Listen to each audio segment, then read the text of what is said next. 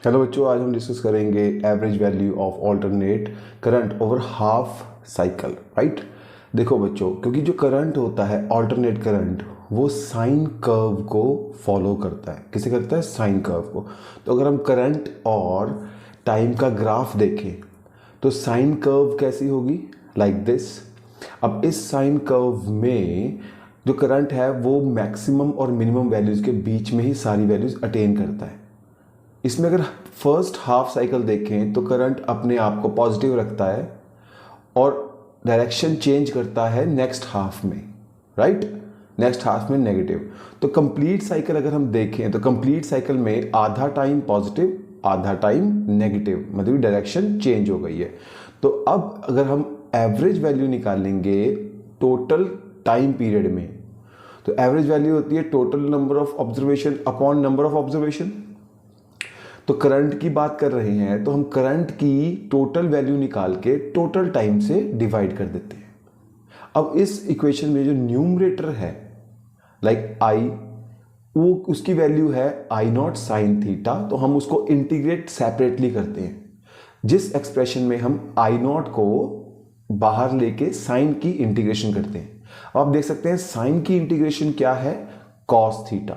तो cos omega T, coefficient नीचे आ जाएगा, लिमिट्स हैं टी टू 0। तो वो लिमिट्स जब हम पुट करेंगे तो ओमेगा टी माइनस दिस, जबकि ओमेगा टी की वैल्यू होती है 2 पाई। तो 2 पाई को जब हम पुट करेंगे तो इक्वेशन विल बी कुछ इस तरह होगी। इस इक्वेशन में 2 पाई की वैल्यू होती है cos 2 pi is 1 and cos 0 is 1, तो फाइनल वैल्यू इज 0। तो इसका मतलब टोटल टाइम में टोटल करंट की वैल्यू कितनी है? 0।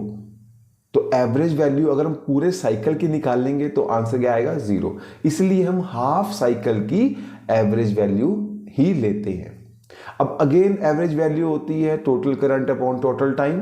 तो टाइम सिर्फ हमने हाफ कर दिया है, देख सकते हैं लिमिट्स में। ठीक है बच्चों, अब अगेन न्यूमरेटर की इंटीग्रेशन हम अलग करते हैं तो उसमें आई की वैल्यू पुट कर देते हैं।